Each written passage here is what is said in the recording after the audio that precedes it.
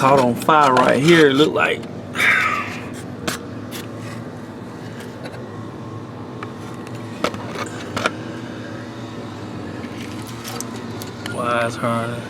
Wire harness.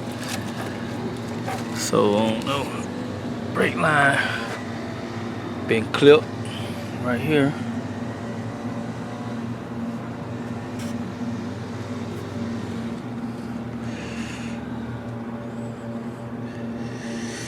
Right here.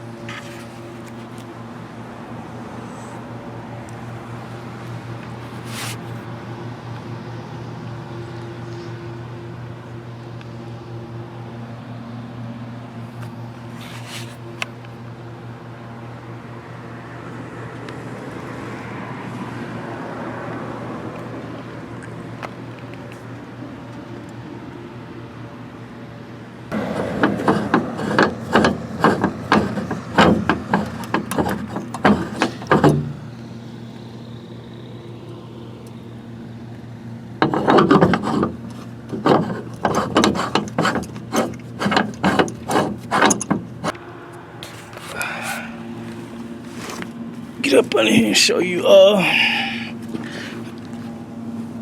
what you see.